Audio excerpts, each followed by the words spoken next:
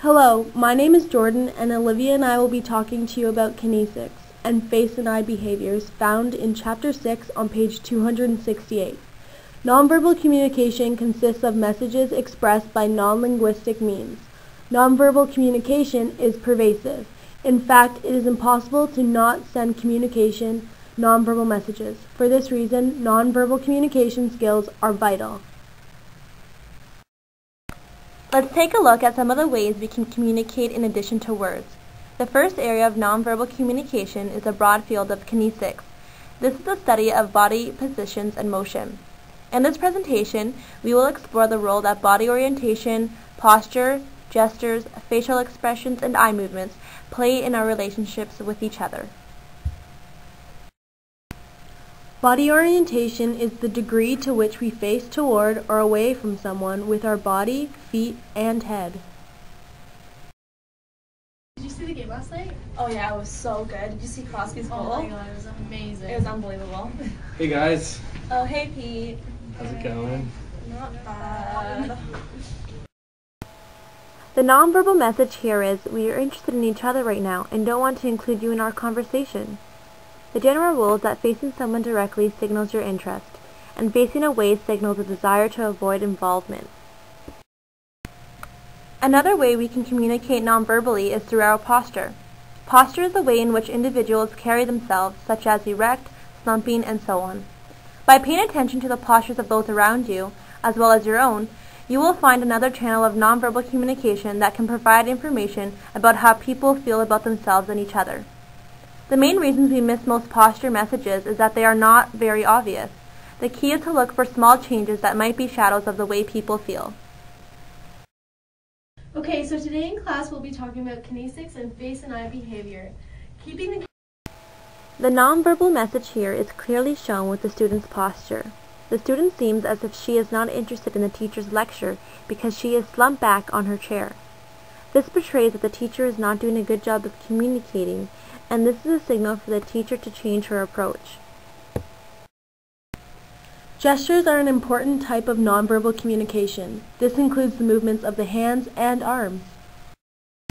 The most common forms of gestures are illustrators, which accompany speech and that cannot stand alone.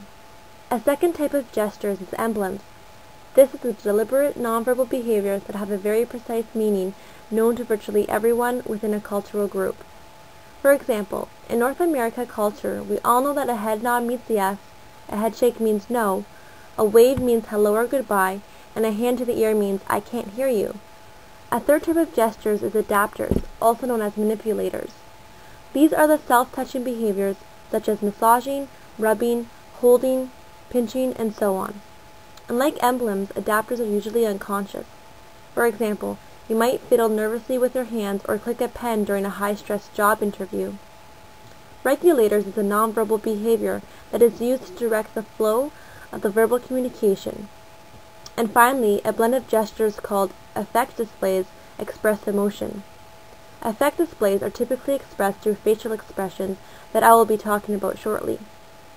Just remember, the lack of gesturing may signal a lack of interest, sadness, boredom, or low enthusiasm.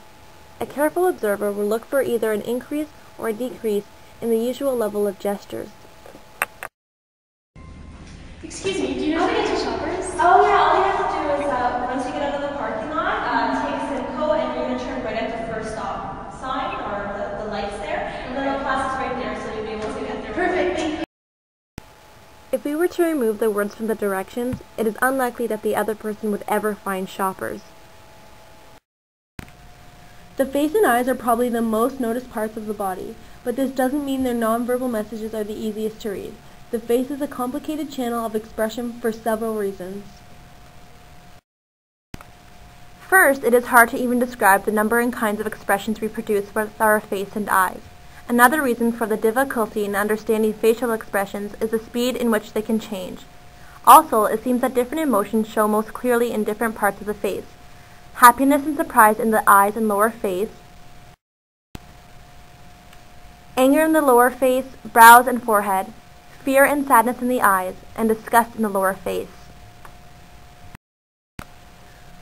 Paul Ekman and Wallace Friesen have identified 6 basic emotions that facial expression reflect: surprise, fear, anger, disgust, happiness, and sadness. Expressions reflecting these feelings seem to be recognizable in and between members of all cultures. The eyes themselves can send several kinds of messages. Meeting someone's glance with your eyes is usually a sign of involvement, whereas looking away often signals a desire to avoid contact. The message the eyes communicate is either a positive or a negative attitude. Nonverbal communication enhances, not just helps to communicate without words, but also helps to enhance the verbal messages. Kinesics is an important part of nonverbal communication behavior.